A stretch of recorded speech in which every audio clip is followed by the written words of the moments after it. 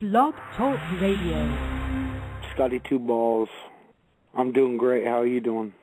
Chilling like a supervillain. We just listened to the remix edition that has Ice Cube and that other guy. Scarface. Scarface, yeah. Sorry, I'm a big Cube fan, but those two verses are nasty. And Test Tummy 22's review of the Mighty Death Pop, he said that song was lacking in a third verse department. I think that song holds its own on the album, but the remix is just fucking nasty with those two extra verses tagged in there. They were. Dude, I love the fact that they got Cube on there. Scarface I could have done without. Violent J's a huge fan of Ice Cube. They got him on a fucking album. You know, I don't know about Scarface that much. I know he's a member of the Outlaws and all that, but I really don't feel it that much on that verse. Snoop Dogg was first, brought into the mix on the Amazing Juggle Brothers, and, all these years later, you really don't see ICP work with that many people, so it's like when they do, they're out to impress. I see that definitely, but when I read Behind the Paint and I saw when Violent J was talking about that interface with Snoop Dogg doing his verse, and not actually meeting him, but Snoop Dogg doing his verse and getting it back and seeing how much Snoop schooled it. And you know that they met Ice Cube after the fact when he did his verse. You know what I'm saying? And you know they met Scarface since then. I'm just saying. Let's get off the remix. And we got someone else on the line. All right. Who else is with us? Don Chaos. What up, man? Nothing much. Just leaving the store after doing shopping. What'd you Christmas steal? Shopping? Yeah, just some last-minute shopping for my soon-to-be father-in-law. Oh, congratulations. Excellent. Well, I'm not engaged yet, but I hope to be engaged sometime by next year. Oh, well, don't bullshit us then. Yeah, thank you. You said soon to be. Well, he doesn't mind if I call him Dad. All right, well, that's cool then. So does your girlfriend care if you call her fiancé then? Nope, she doesn't care. Well, then she might as well be your fiancé then. Yeah, hey, listen, I got a long-time girlfriend, too. What's up with this pressure to propose? Seriously, Don Chaos, let's enjoy our bachelorhood while we can, for crying out loud. Oh, the second I can get him money to buy a ring. No, dude, it ain't about that. Dude, I still have yet to buy my wife a real wedding ring. Come on, every kiss begins with K. We're not brainwashed by the televisions. We've been married 10 years, okay? I have still yet to buy her a diamond wedding ring. How long have you been dating? Well, pretty much this month it would be 7 months. All right, I give you that. And it's funny, me and her want to buy our class rings. I'm like, oh, we should still buy our class rings, even though we've been out of high school for years already. Right. Yeah, maybe if your high school has a cool logo. Ours was the Vikings. Those are pretty fresh. Well, our mascot was the Trojans, so we would always make fun of that. What is it, a big schlong? No, we would always just... Helmets. I guess one time during a high school prank, someone threw a bunch of Trojan condoms on the cars and stuff, and everyone thought it was the funniest thing. Or have a Trojan horse pinata and then throw a bunch of condoms inside of that when you bust it open. I was going to get on the intercom on the last day, so go Trojan, man. There's a wedding idea. True. Pinata with Trojan condoms in there.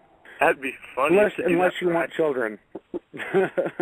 No, what it is a bachelor funny though. Off topic. So, off topic. Let's talk about Chris Benoit. Do you have anything to say about the song itself?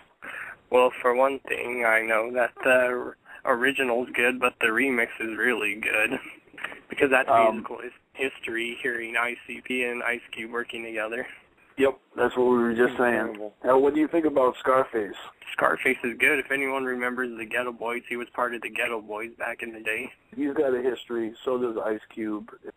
Ice Cube is actually accused of selling out, and a lot of people don't like Ice Cube. I'm just saying that, he's done movies. He found a way to make money. Right. He really is a legend, NWA.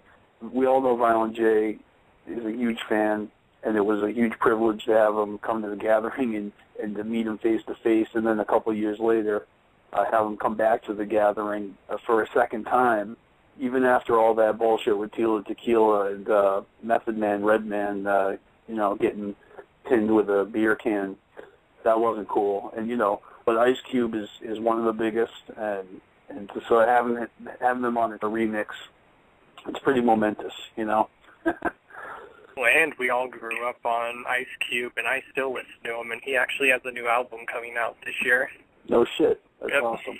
And he's still one of my favorite rappers even to this day. Ice Cube, hell yeah. Since And his movies are funny. I just saw 21 Jump Street remake, and he's in it, and he's great. Never seen it. I heard Johnny Depp makes an appearance in it. Does he? He does, yeah, because he's from the original, which only makes sense. They did the same thing in Starsky and Hutch. I had the original guys pop in for a cameo. Then they do it to the Brady Bunch remakes. I mean, anytime you take an old 80s series and make it into a movie, if the dude's still alive, let me bring up a couple more stuff.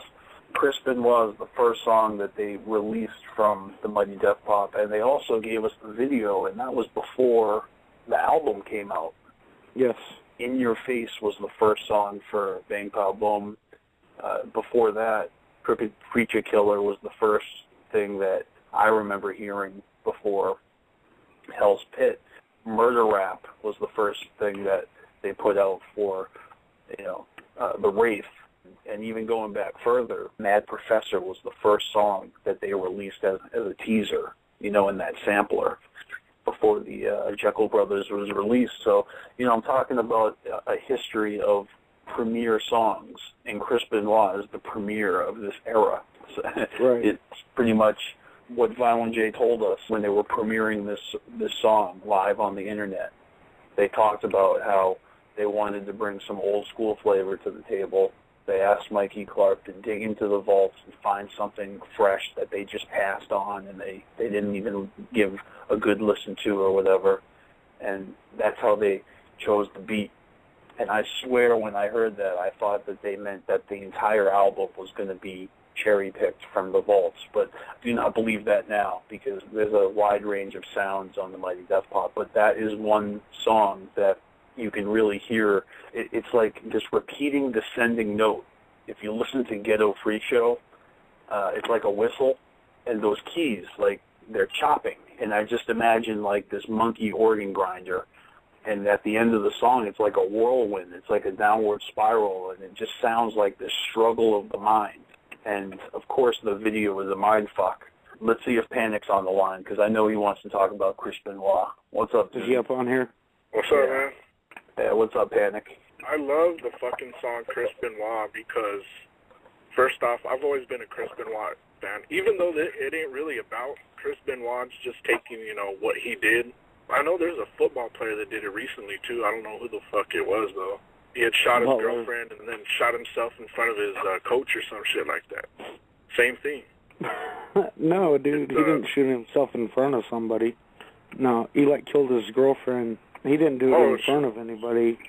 Oh, okay. No. Well, see, I heard that he shot his girlfriend 9 times and then went to practice or something, shot himself in front of all the players and coaches and shit. No, dude. You got to read up on it. He didn't do that shit. No. Oh, shit. So that's like, fucking crazy. No, he didn't do, that crazy.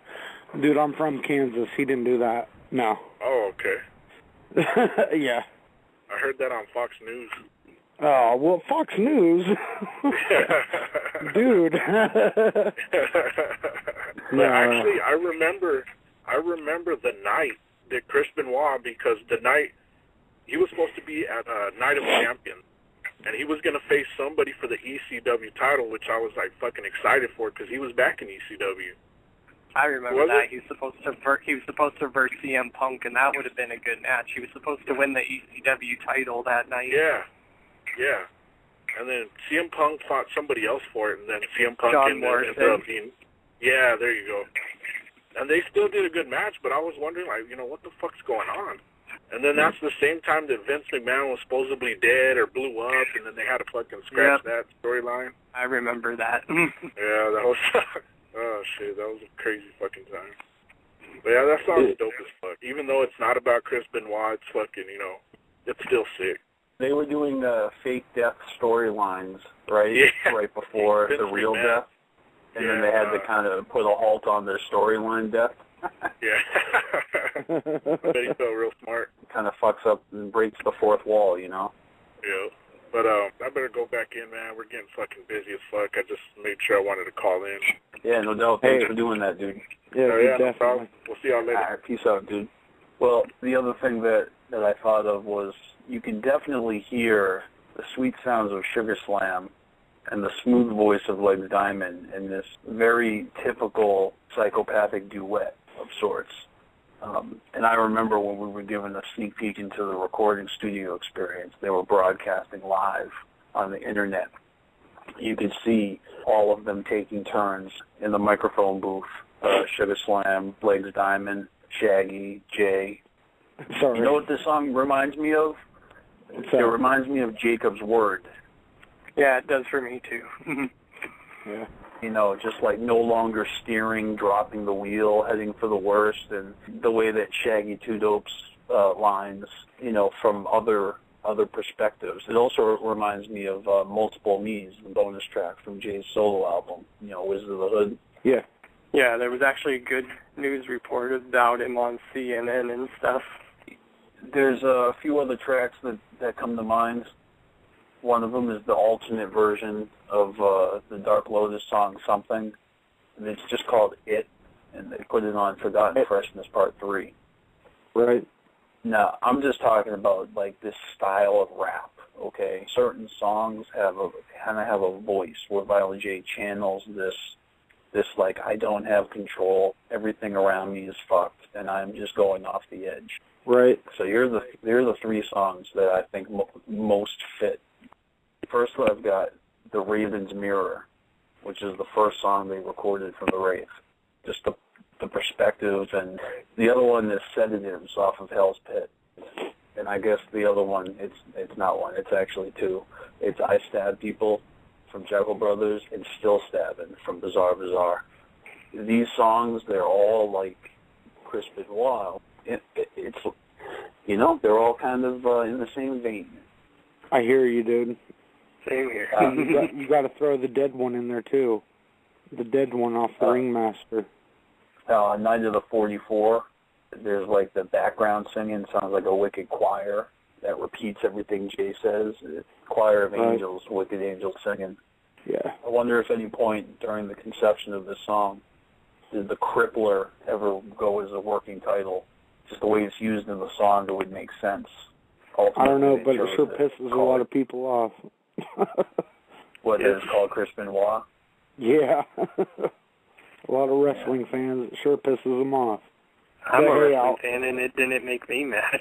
Right, because you get it. Yes, I do. But I have a show going at 10:30, guys. 347-996-5408. 5408. Got it? Yep. And end of days, we'll start it out. All right? All right. All right, sounds good. All right. Late. See you.